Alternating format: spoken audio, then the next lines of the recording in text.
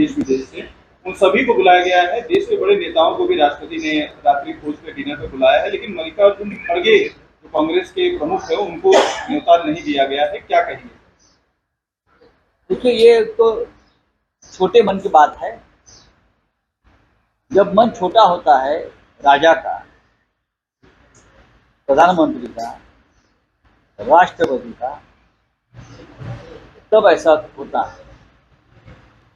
आपने देवेगौड़ा जी को बुलाया है, आपने मनमोहन सिंह साहब को बुलाया है। ये मालूम है कि मनमोहन सिंह की तबीयत ठीक नहीं है, देवेगौड़ा जी चल नहीं सकते, वो नहीं आने वाले। लेकिन हमारे देश के विपक्ष के नेता मल्लिकार्जुन खड़गे साहब, जो इंडियन नेशनल कांग्रेस के अध्यक्ष है, उनकी अपनी एक प्रतिष्ठा है, कांग्रेस के अध्यक्ष की रिस्पेक्ट होता है पूरे देश में, नहीं पूरे वर्ल्ड में। आप उनको न्योता नहीं देते, या आपके मन में एक डर और भय है। और आपने जो देश में पूरे कांड करके रखे हैं ना, उसकी पोल खोल विपक्ष के नेता करते हैं। लेकिन ये तो हमारी डेमोक्रेसी है, ये हमारा लोकतंत्र है।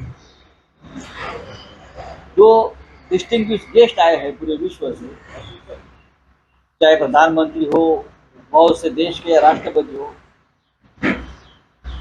उनके लिए आपने एक छोटी पुस्तिका का अनावरण किया है, और पुस्तिका आपने उनके देश के बारे में कहा है उस पुस्तिका में, जैसे कि इंडिया नई भारत है। और आपने ये भी कहा है उसमें इंडिया को लोकतंत्र की जननी, मदर ऑफ डेमोक्रेसी नाम की पुस्तक आपने सबको दिया है। लेकिन आपके मदर ऑफ डेमोक्रेसी ने इस देश की लोकतंत्र की सबसे बड़ी पंचायत जो पार्लियामेंट है, उनके विपक्ष के नेता को स्थान नहीं है। अगर किसी लोकतंत्र में विपक्ष के नेता को स्थान नहीं है, मुझे लगता है ये लोकतंत्र नहीं है, तानाशाही। इतना बड़ा सम्मेलन देश में हो रहा है, आपको सभी को बुलाना चाहिए, सबसे बात करनी चाहिए। 2024 में हमारी सरकार आई, हम सत्ता पर रहेंगे, तो ये गलती, ये ओछापन, ये नीचापन हम नहीं करेंगे, क्योंकि हम लोकतंत्र को मानते हैं। अगर मोदी जी विपक्ष के नेता होंगे तो उन्हें भी न्योता दिया जाएगा।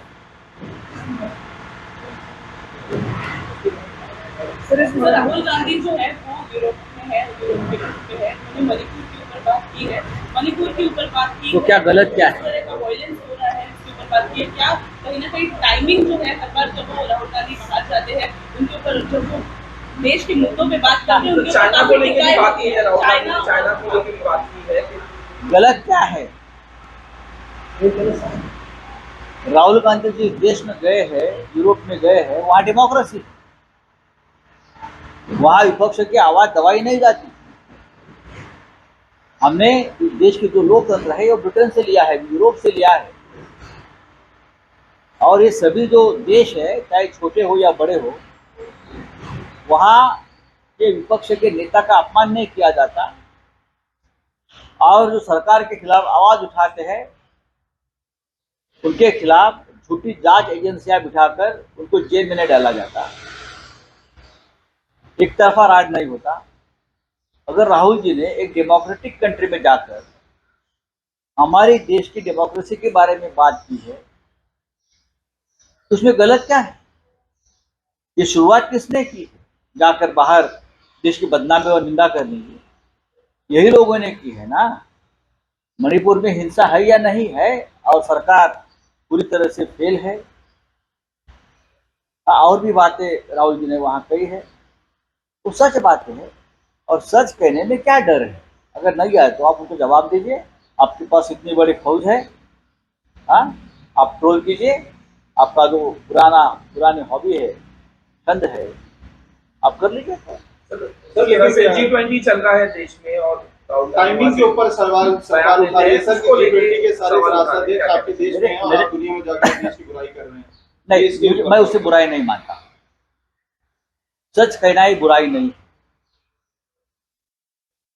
ये सच है जो मणिपुर में हो रहा है, जो देश के डेमोक्रेसी के बारे में हो रहा है, सब हम सब उसको हम उनके विक्टिम हैं। और देखिए, मैंने कहा ना, खड़गे साहब, मल्लिकार्जुन खड़गे जो देश के विपक्ष के नेता है अधिकृत तौर पर, आप उनको नहीं बुलाते इतने बड़े फंक्शन को, तो आप कौन से डेमोक्रेसी की बात करते हो? आप बताइए मुझे। तो राहुल जी की बात है, कड़वी है लेकिन सच्ची। सर, ए राजा डीएमके के जो नेता हैं वो एक कदम और आगे बढ़ के सनातन धर्म को कुष्ठ रोग और HIV एड्स जैसी बीमारी तक का संज्ञा दे रहे हैं, तो क्या कहेंगे सर? लगातार विपक्ष की तरफ से बात ऐसा है कि सनातन धर्म के बारे में जो लोग बात करते हैं, आप उनका नाम लिया, विद्वान नेता है, उनकी पार्टी कहाँ है, कौन से प्रदेश में है, मुझे बताइए। कितने MP है, कितने MLA है उनके? इसीलिए तो उनकी पार्टी खत्म हो गई। ये देश बहुत प्राचीन है और हमारा धर्म भी उनसे प्राचीन है, और हमारा धर्म प्रोग्रेसिव, सुधारणावादी है, और हम ये सुधारणा करने के लिए कभी डरते नहीं। चाहे राजा राम मोहन राय से लेकर इस महाराष्ट्र में महात्मा फुले, डॉक्टर आम्बेडकर, सभी ने इस सनातन धर्म में बहुत से बदलाव करने की कोशिश की, लोगों को दिशा देने की कोशिश की। ये लोगों ने इतिहास पढ़ना चाहिए। सर, इंडिया अलायंस के पार्टनर है वो, क्या इस बात को लेकर आप बात करेंगे? क्योंकि इंडिया अलायंस के साथी होने की वजह से जितने भी बीजेपी के या कौन से प्रदेश में है, मुझे बताइए। कितने MP है, कितने MLA है उनके? इसीलिए तो उनकी पार्टी खत्म हो गई।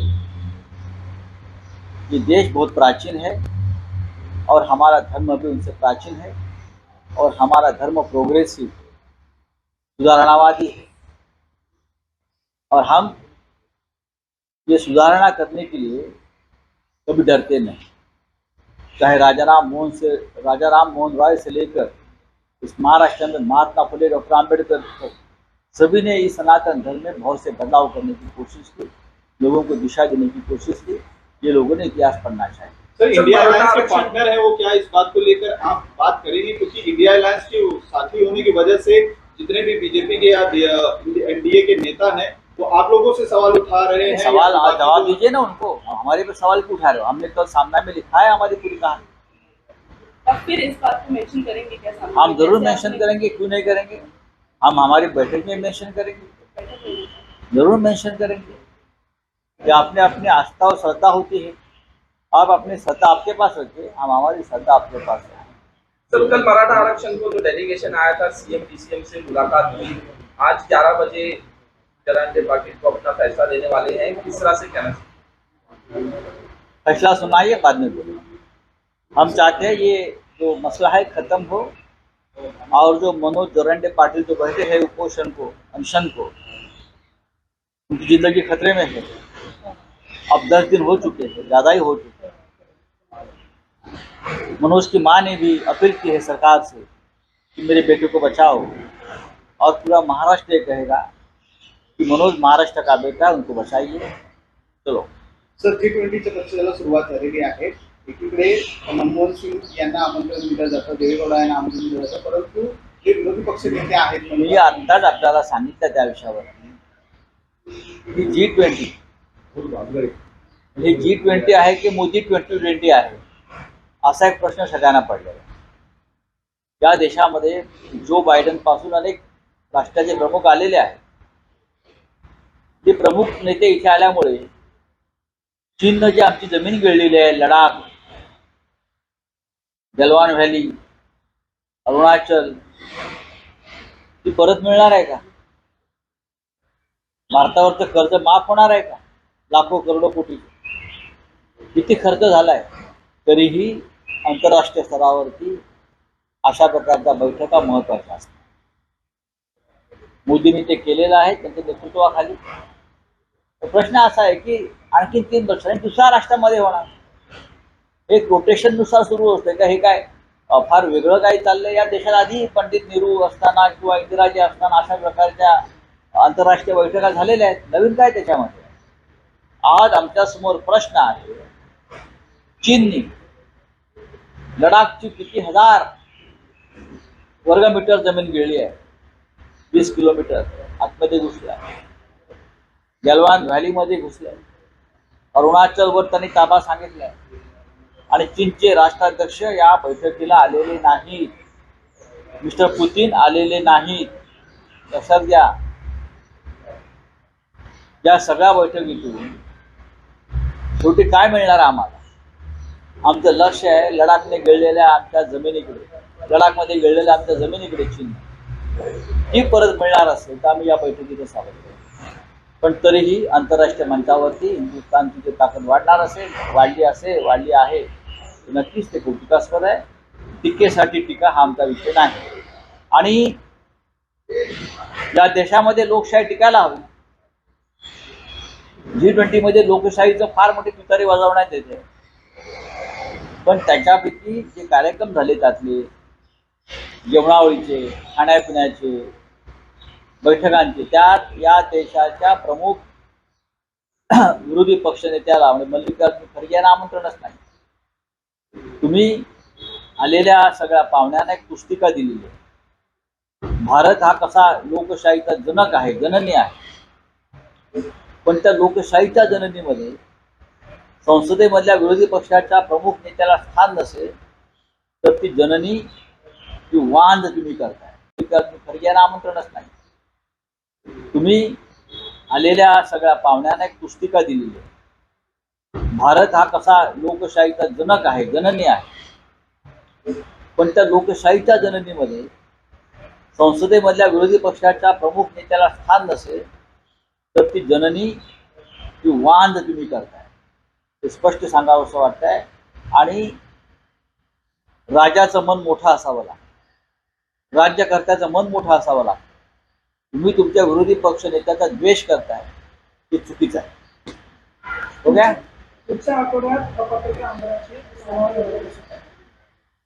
सुनावणीची गरजच नाही आहे इतके दिवस लांबवणे. कालच मी एक व्हिडिओ पाहिला. विधानसभेचे अध्यक्ष एका मंचावर दहीहंडीच्या कॉलर उडवून नाचत होते. मैं ठीक बोल रहा हूं ना? विधानसभा के अध्यक्ष हमारे नाच रहे थे. अच्छी बात है, आप एक फैसला सुनाइए जो तर्क संगत और न्याय संगत हो, हम भी आपके सम्मान में नाचेंगे. हिम्मत है तो कानून का पालन करो. कितने महीने हो गए आप कानून का पालन नहीं कर. आपको नाचने का टाइम है, आप नाच सकते हो, हाँ, लेकिन जो विधायकों का जो आपके सामने जो फैसला चल रहा है, एक मुकदमा चल रहा है, आप उसके लिए टाइम नहीं देखा. बोलिए. सर, एकीकडे मराठा आरक्षणासंदर्भात तोडगा काढता आलेला नाहीये सरकारला, दुसरीकडे धनगर आरक्षणासंदर्भाची अत्यंत गंभीर अशी गोष्ट काल या महाराष्ट्रात घडलेली आहे. हे दुर्दैव आहे. एक धनगर कार्यकर्ता समाजाचा गरीब, त्याने जेजुरीचा भंडारा, विरोबाचा भंडारा विखे पाटील यांच्या अंगावर टाकला. हा भंडारा आहे, ही काळी शाही है का, ही माती है का, या दगड़ है का? नहीं है. ये भगवान का एक उनका जो भंडारा होता है उड़ाला, तो मंत्री जी के सामने भारतीय जनता पार्टी के कार्यकर्ता, उनके ऑल पीएस और सिक्योरिटी मैन ने उस धनगर समाज के कार्यकर्ता को इस तरह से मारा है, पीटा है, वो बेहोश हो गया और मंत्री देखते रहे और हंसते रहे. ये कौन सा कानून चल रहा है? आप पुलिस सामने थे, पुलिस लेके जा सकते थे उसको. उसने क्या गुनाह किया है? हमारे ऊपर भी डालते हैं भंडारा कभी कभी. भगवान का प्रसाद होता है, यह आपका हिंदुत्व है. आप भगवान की भंडारा जो हमारे यहाँ होता है, जो लगाते हैं टिक्का, हाँ, हल्दी, आपके ऊपर किसी ने एक सरदार से हल्दी डाली है, टाकलाय, तर तुम्ही त्याला बेदम मारता, मरेपर्यंत लाथाबुक्क्यांनी बेहोश करता. आणि मंत्री विखे पाटील हसतायत, ते सोडवायला गेले नाही.